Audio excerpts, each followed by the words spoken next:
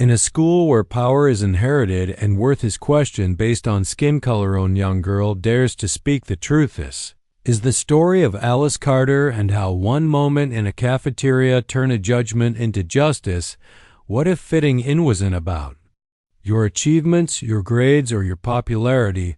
What if it was about how you looked, who your parents were, or simply the color of your skin? At Highbrow Academy, these questions were more than just thoughts. They were the truth that Alice Carter had to live with every day, a school known for its wealth, its legacy, and its exclusive environment. Highbrow felt like a place where Alice didn't belong. She wasn't like the others, and everyone knew it. As Alice walked into the bustling cafeteria carrying her lunch tray, the weight of being an outsider pressed heavily on her shoulders. She'd learned to ignore the stares, the whispered comments, and the looks of judgment that followed her wherever she went. At Highbrow, it didn't matter that she had earned her place. She was one of the very few black students in the school, and that alone made her different. She hadn't come from a rich family. She didn't have the last name that was printed on plaques around the school, and she didn't wear desert necklace, but she was here because she had worked for it, earned it with straight A's and leadership on the debate team.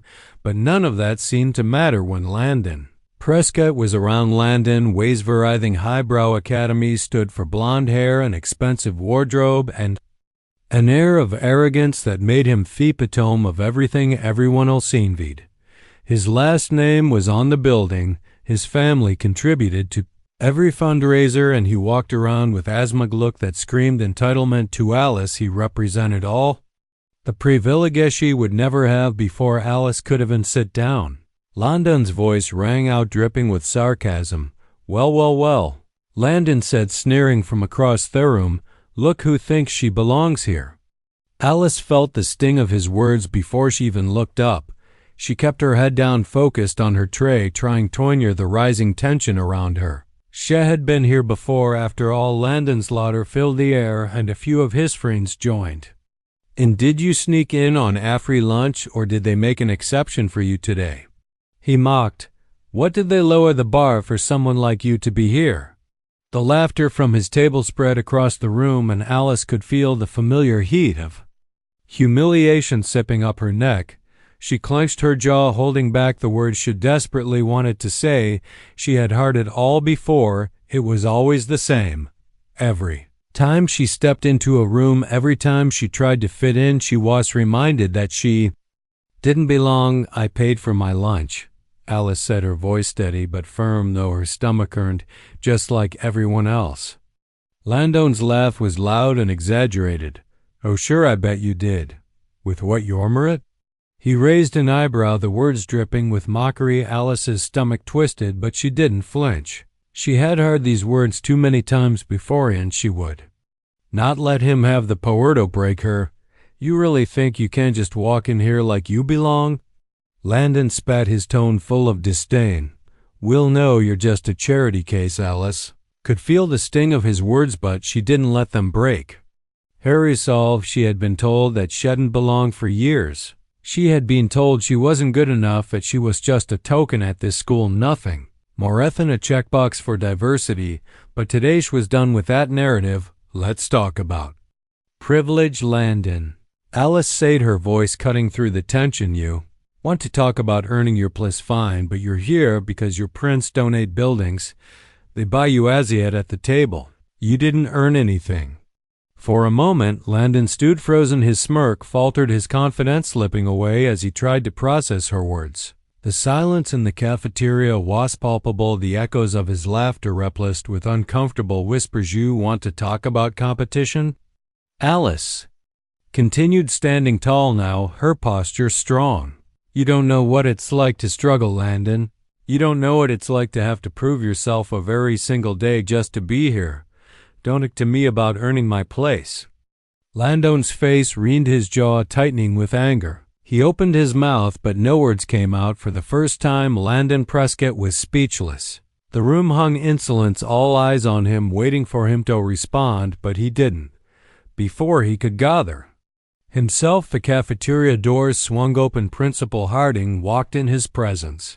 demanding immediate attention. "What's going on here?" Principal Harding's voice was firm, cutting through the tension like a blade. Landon straightened up quickly, his face quickly reverting to a forced smile. "Nothing, sir," he said, trying to maintain his composure, "just explaining how things work around here." Principal Harding didn't look at Landon. His gaze was fixed on Alice.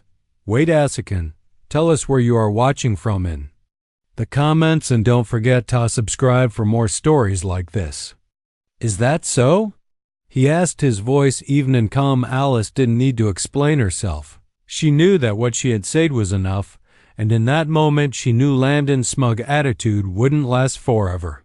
Turning toward Miss Brennan, the cafeteria staff member nearby, Principal Harding asked, "Miss Brennan, could you confirm something for me?" "Of course, sir." Miss Brennan replied, her voice pleasant but knowing, "The Dawson Alias parents who fund the meal program here." "Could you verify that?" Principal Harding asked. The cafeteria maker nodded, causing a ripple of surprise throughout the room. "Yes, sir, the Dawsons are the primary sponsors of the meal program." The entire cafeteria went silent. Landon stood frozen, his face draining of color. Alice folded her arms across her chest, her expression calm and triumphant. "You were saying, Landon?" She's tone quiet but victorious. Landon opened and closed his mouth, but no words came out. The whispers that once followed Alice now filled the air, but they weren't about her anymore. Principal Harding cleared his throat, then addressed Landon directly, his voice firm and commanding. "Landon Prescott, effective immediately. You are banned from the cafeteria indefinitely. Perhaps missing a few meals will teach you some humility." The room was still as Landon stood there speechless, the weight of the principal's words sinking in. Alice didn't move, but the faintest of smiles tugged at the corner of her lips. Karma had finally arrived. The students around her began to whisper, and the cafeteria erupted with mimics of disbelief and quiet satisfaction. Landon's reputation had shattered in an instant. And as for Alice, she knew this battle was just the beginning. Alice Carter stood in the cafeteria watching Landon Prescott stand there with his fist flushed and his mouth working as if were trying to form words but couldn't find any.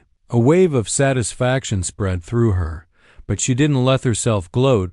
She knew better than to let Landon see how much his humiliation pleased her. After all, it wasn't about getting back at him. It was about making a point, one that had been long overdue. The room was still with everyone frozen in place as Principal Harding walked out, leaving the cafeteria. In a tense silence, Alice took a deep breath, trying to calm the excitement bubbling inside her. She just taken a small victory against Samin, who had spent months, maybe even years, making her life difficult. But she was determined not to let that cloud her judgment. As Landon stood there, his eyes darting from Alice to the rest of the cafeteria, she could see the gears in his mind turning. He wasn't used to being Theon on the receiving end of humiliation. The realization that his privilege had just been exposed to everyone was clearly sinking in. "Well," Alice said, her voice steady, "you were saying something about earning your spot." She wasn't trying to be cruel, not anymore, but she couldn't help herself. This was the first time in years that she felt like she could stand tall in front of him without fear of his mockery. Landon opened his mouth, but no words came out. He glanced at the students around Hyman. For the first time, he looked vulnerable. The laughter and whispers that had once followed him. "You might want to go to the back table, Landon," Alice added, her voice calm but firm. "It's more your speed now." "The outsider's table, remember?"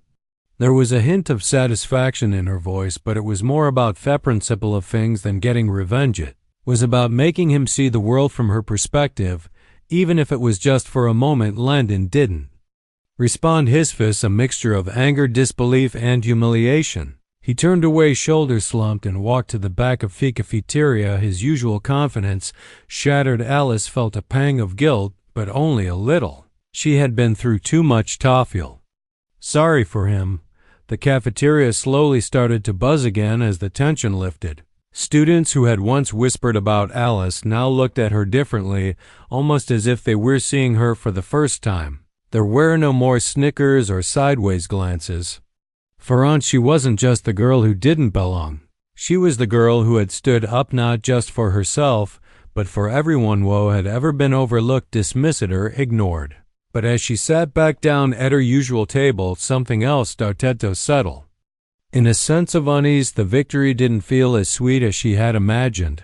Alice had spent so long hoping for a moment like this, but now that it had come, she wasn't sure what to do with it. "You okay?" A voice broke her thoughts. Alice looked up to see her friend Jade standing by her side. She had been quiet during the whole confrontation, but Alice knew she had her back. Alice nodded, forcing a smile.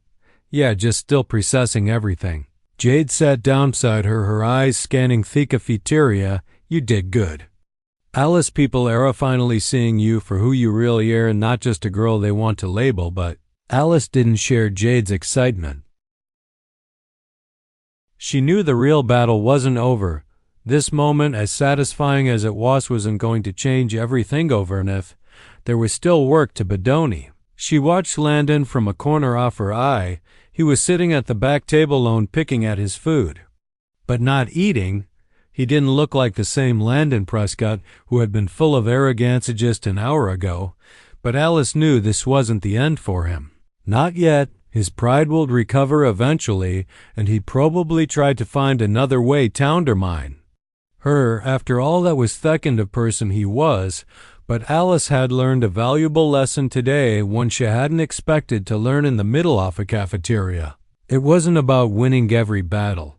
It was about standing your ground when it mattered most.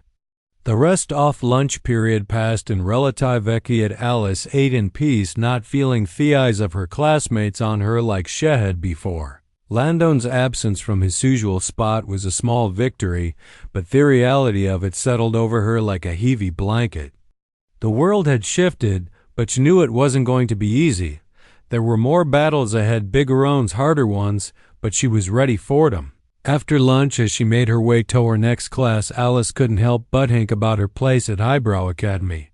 She'd always felt like an outsider, always felt different, but today for the first time she realized that maybe being different wasn't such a bad thing. Maybe it was exactly what the world needed, and maybe, just maybe, her time had finally come. Alice didn't just win an argument, she claimed her space in a world that told her she didn't belong, and while the battle isn't over, her voice has been heard, because sometimes standing tall in the face of silence is the loudest victory of all.